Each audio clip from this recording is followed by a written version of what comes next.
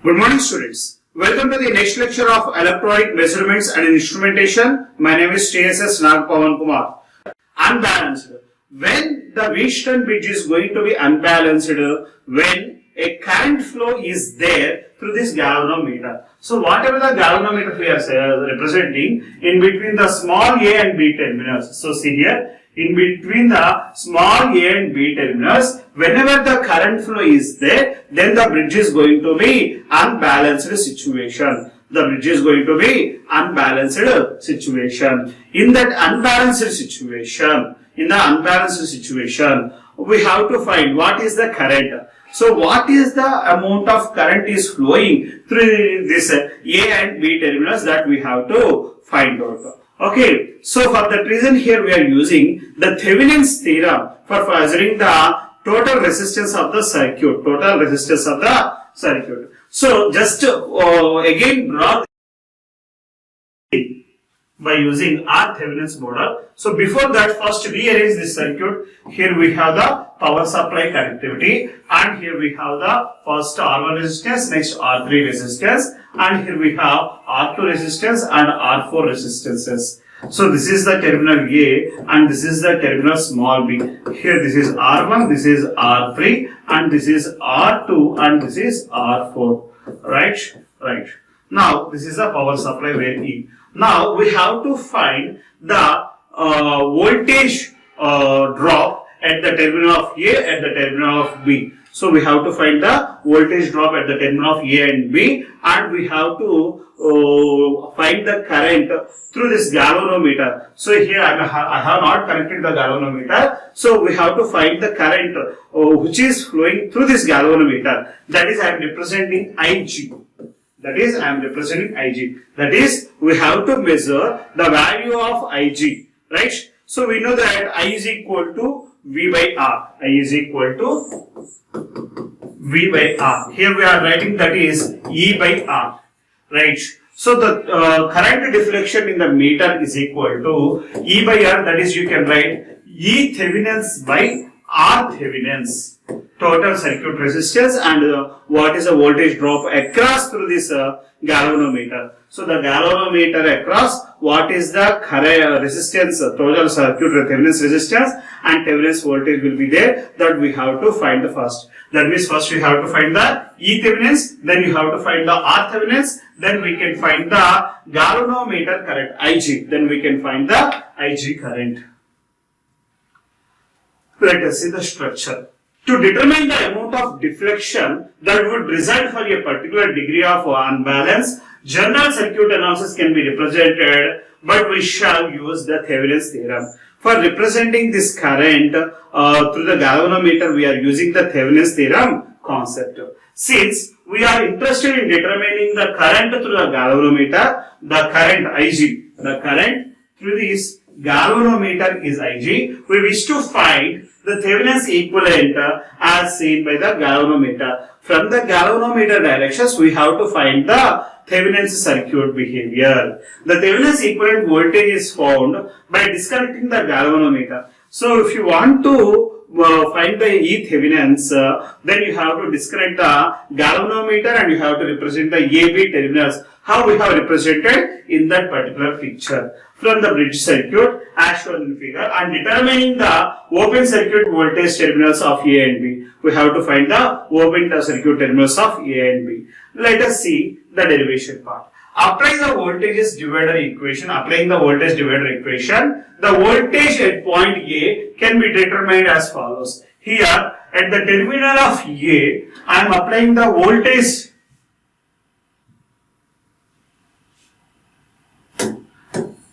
At the terminal of A, I am applying a voltage division rule, that is R1 and R3. Both resistances are parallel. At the place of that, I am finding the voltage at the terminal A and voltage terminal at the B. I am measuring in this way. So at the EA is equal to E into R3 by R1 plus R3, where this is the current which is flowed by using I1 and R1 principle.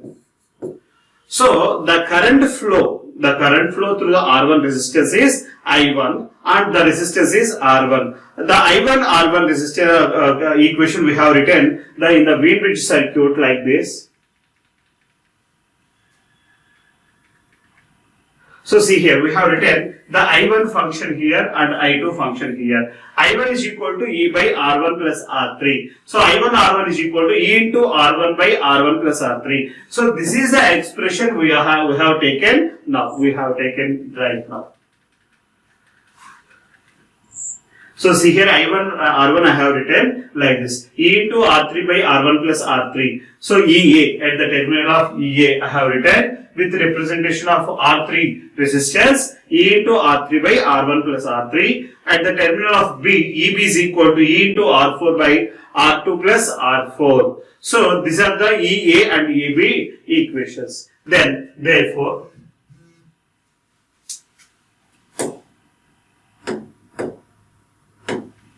the voltage between A and B terminals is the difference between EA and B. So, the voltage difference in between the A and B terminal is EA minus EB. EA minus EB. So, E Thevenin is equal to potential across the terminals of EAB is equal to EA minus EB. So, E Thevenin is equal to EAB is equal to EA minus EB.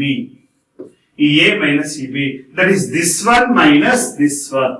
E into R3 by R1 plus R3 and E into R4 by R2 plus R4. So the difference of these two, we have to get the E Thevenin's value. Okay, so finally, after forming that equation, the E Thevenin is equal to E of R3 by R1 plus R3 minus R2 by R2 plus R4. So this is expression is very, very important for E Thevenin's value. Okay, so after finding the E Thevenin's value, we have to find the R Thevenin's value. The Thevenin's equivalent resistance can be determined by replacing the voltage source C with its internal impedance or otherwise short circuited and calculating the resistance looking into the terminals A and B. So from the terminals A and B, you have to look for the total Thevenin's resistance, and the internal resistance is assumed very low. We treat as 0 ohms.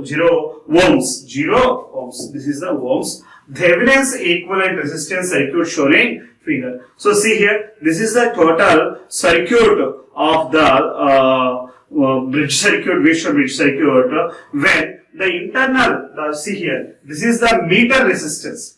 This is the meter resistance Rs is equal to 0 ohms and the remaining terminals R1, R2, R3, R4.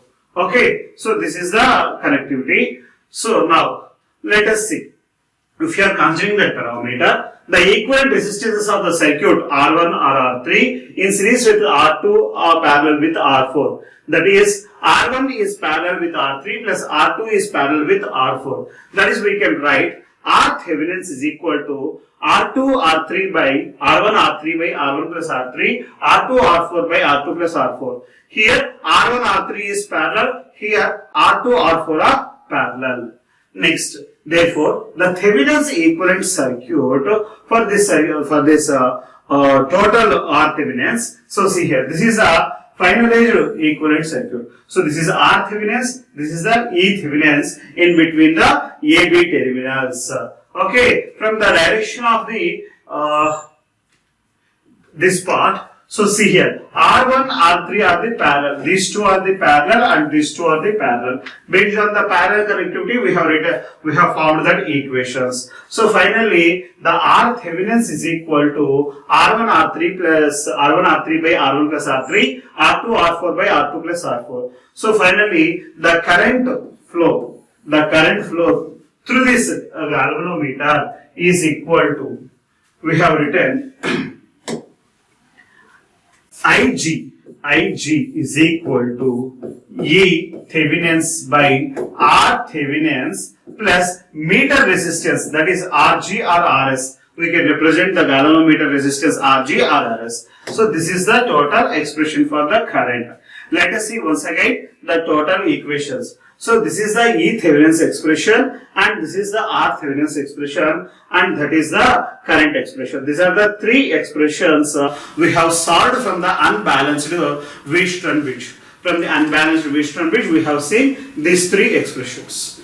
Based on these three we have a problem here. So in this problem you have to see example 2. An unbalanced Wheatstone bridge is given in the circuit and calculate the galvanometer resistance. Calculate the current through the galvanometer. So Rg value they given. Internal resistance of the galvanometer is 300 ohms. Internal resistance of the galvanometer is 300 ohms and they have given the E is equal to 6 volts, R1 is equal to 1 kilo ohm, R2 is equal to 2.5 kilo ohms, R3 is equal to 3.5 kilo ohms, R4 is equal to 10 kilo ohms. Here we have 4 ohms in this Wheatstone bridge. The 4 ohm has 4 resistance values. Those 4 resistance are given and this is the galvanometer resistance Rg 300 ohms. So they have given E Thevenin's from this expression. Just now we have derived the expression. From this expression we can find the value of E Thevenin's, that is equal to 0.13 volts.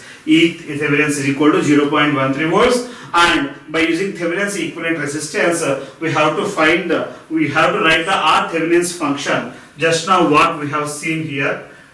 So this is the R Thevenin's expression. With the help of R Thevenin's expression, substitute those values here and find the value of R Thevenin's. The R Thevenin's is equal to 2.778 kilo ohms. After getting that, you have to restructure the circuit. So E Thevenin's is equal to 0.13 volts, R Thevenin's is equal to 2.778 kilo ohms, Rg is equal to 300 ohms. Rg is equal to 300 ohms. And finally, Ig is equal to E Thevenin's by R Thevenin's plus Rg and finally we got 42.88 microamperes. 42.88 microamperes. So see the problem clearly once again. Our next concept is a slightly unbalanced Wheatstone bridge. Slightly unbalanced Wheatstone bridge. Okay, so slightly unbalanced Wheatstone bridge. Here we are taking the basic diagram of the unbalanced Wheatstone bridge, which is slightly unbalanced. So here I have taken 4 arm resistances are one R only. I accept your last arm. R plus delta R I have taken. Okay. So see here, if 3 of the 4 bridge are equal to resistances R, so all the 3 arms are equal to R and 1 arm resistance is equal to R plus delta R, where the 4th arm is differs 5% or less with that resistance of R. We can develop an approximate and but accurate expression for Thevenin's equivalent voltages and resistances. That is V Thevenin's and R Thevenin's we are going to find for this slightly unbalanced Wheatstone bridge, and then we will see what is the current flow through this Wheatstone bridge. Okay, so let us consider the arms resistances are 3 arms are equal to R and 1 arm is equal to R plus delta R, and here the supply battery is equal to E. Now coming to here, now consider this figure and the voltage drop at the terminal of across A, voltage terminal across A, across this terminal A is equal EA is equal to E into R by R plus R. Previously we have written the voltage drop at this terminal is equal to I1 R1, where we have taken I1 is equal to E by R1 plus R3. So here R1 is equal to R, R2 is equal to R, R3 is equal to R. For that reason I have written E into R by R plus R. So this is the function here we have written. Now finally this is E into R by 2R and this R are going to be cancelled and finally we got E by 2. This is the potential at terminal A. Potential at terminal of A, and in the same way EB is equal to E into, here we are writing R plus delta R by R plus delta R, that is equal to E of R plus delta R by 2R plus delta R, 2R plus delta R at terminal B. So EA terminal, at the terminal of EA, the potential value is equal to E by 2, where the terminal at EB is equal to E into R plus delta R by 2R plus delta, 2R plus delta R. So this is the Thevenin's EB terminal value. So potential difference at the EA and EB, we have to keep it as Thevenin's equivalent voltage, that is EA minus EB, EA minus EB. So finally the E Thevenin's value is equal to EA minus EB is equal to E of R plus delta R by 2R delta R minus 1 by 2. So this is the finalized function. So from this function we can simplify E Thevenin's value. So see here, so take the LCM of for these two divisions. For these two divisions take 2 into 2R plus delta R, and so after doing the simplification process we got E into delta R by 4R plus 2 delta R. So this is the expression we got. So this is the final E Thevenin's. This is the final E Thevenin's. Okay, next. Coming to that, if delta R is 5% of R or less, if the delta R is very less with compared to R, or 5% lesser of R, then delta R in the denominator can be neglected without introducing appropriable error. Therefore, the Thevenin voltage. So you can neglect this del R, and finally you can write that expression E Thevenin is equal to E into del R by 4R. That is equal to E into del R by 4R. E Thevenin is equal to the voltage source supply E value into del R by 4R. So this is the final expression. E Thevenin is equal to E into del R by 4R. Right. So this is the expression finally here we have. Okay. Right. Next. Coming to here, we got E Thevenin's value. Next, coming to that, the Thevenin's resistance. The equivalent resistance can be calculated by replacing the voltage source with its internal impedance. Then the Thevenin's equivalent is given. We know that R Thevenin's is equal to, we have the resistances R1 with parallel to the R3, and R2 is parallel with the R4. R1, R3, that is R into R by R plus R. Here R2 and R4, where R2 is R and R4 is equal to R plus delta R. Right? In the previous class we have taken R1 is parallel with R3 and R2 is parallel with R4. So we know that R1 is equal to R and R2 is equal to R and R3 is equal to R and R4 is equal to R plus del R.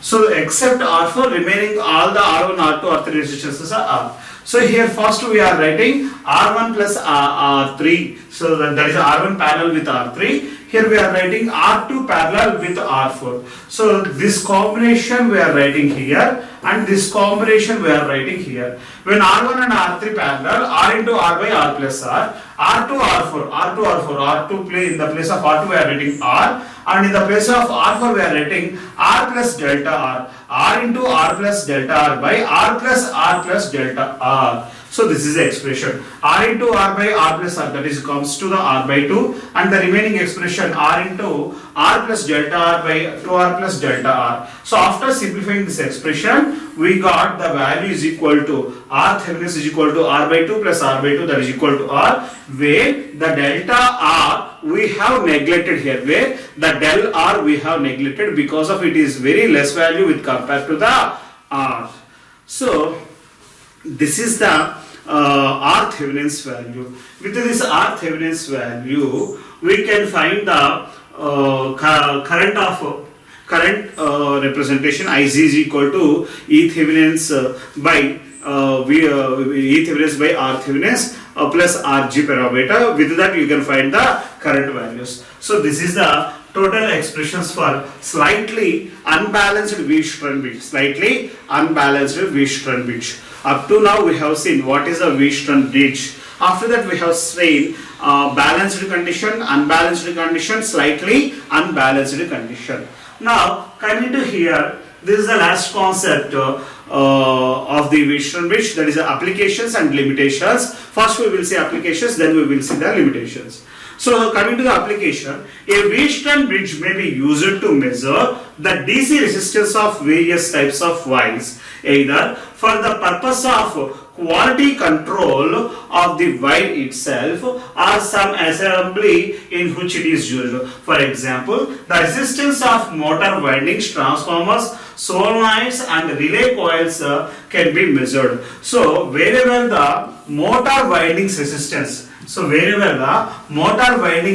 if you want to measure, then you can use Wheatstone bridge. Where you are using the transformers, at the places of the transformers, some of the resistance we have to measure. For that, at the concepts of transformers, you can use this Wheatstone bridge. At the place of solenoids, at the place of relay coils, we can use this Wheatstone bridge for measuring the unknown resistances. Particularly in the communication channel, in the telephone communication channels, we're using for identifying the wire resistances.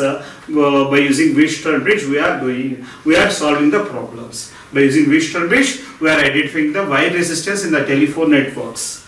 Okay, these are the different types of applications. Wheatstone bridge is also used extensively by the telephone companies. Just now we discussed it. So many telephone companies are using this Wheatstone bridge for identifying the cable faults, locating the cable faults. The fault may be two lines shorted together or a single line shorted to ground. So these are the situations they are identifying by using this Wheatstone bridge.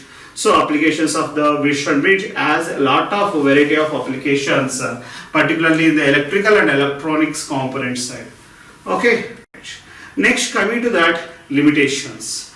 So for low resistance measurement, this is very important. For low resistance measurement, the resistance of the leads and contacts become significant they will introduce some errors. This can be eliminated by the Kelvin's double bridge. So wherever the measuring the low resistances at the low resistance areas, the wire resistances and the contact leads resistances of very small values, they leads to get a lot of errors in the Wheatstone bridge. So those problems we are eliminated by using the help of Kelvin's double bridge. So for low resistance measurements, we are using Kelvin's double bridge. For normal resistance measurements, we are using Wheatstone bridge. So the drawback of the Wheatstone bridge is it cannot be used for low resistance measurements. Right. Next, for high resistance measurements, such as mega ohms, more than 1 mega ohm or giga ohms, the resistance presented by the bridge becomes so large that the galvanometer is insensitive to imbalance. So wherever the high amount of resistances are available, at that time the galvanometer is not going to be balanced situation. Therefore, a power supply has to replace the battery and a DC VTVM replaces the galvanometer. In the case of high resistance measurement, the mega ohms, the Wheatstone bridge cannot be used. So when the resistance is dealing with mega ohms of values, we are not using this Wheatstone bridge because of it is going to be imbalanced because of the current flow of these parameters is insensitive to by these galvanometers. So for that reason, Wheatstone bridge is not used for measuring the high amount of resistance like mega ohms. Okay, so for very less low resistance, for very high resistance measurements, we are not using this Wheatstone bridge. But for the normal laboratory point of view, Wheatstone bridge is the very most powerful one. For normal laboratory purpose applications, for research applications, we are using Wheatstone bridge only. Okay. Yeah, another difficulty is Wheatstone bridge is that the change in the resistance of the bridge arms due to the heating effect of current through the resistance. So whenever the high amount of current is passing through the bridge arms, some temperature changes will be there. Some temperature change will be there at the resistances. This temperature change also is caused to the imbalance condition of the galvanometer. That is, the balance condition is failed whenever the high amount of temperature is observed at this resistances. The rise in the temperature cause a change in the value of resistance, and excessive current may cause a permanent change in the value. So some current flow will be observed whenever this flow of current is there. Whenever the high amount of flow of current is there, then some temperature changes will be there at the resistance. These temperature changes leads to the imbalance condition or unbalanced condition of the bridge. So at that place, the Wheatstone bridge is going to be failed. So these are very some rare problems. For this type of problems, we have some alternatives also that we will see in the coming classes. So finally, this is about the limitations of Wheatstone bridge. Now coming to that, what we have discussed in the complete Wheatstone bridge, that is the first one, balanced Wheatstone bridge and problems, and we have seen unbalanced Wheatstone bridge and its problems, and applications of Wheatstone bridge and limitations of Wheatstone bridge. In between this, we have discussed slightly unbalanced Wheatstone bridge also. Totally 5 concepts we have seen in this Wheatstone bridge concepts. Okay, thank you.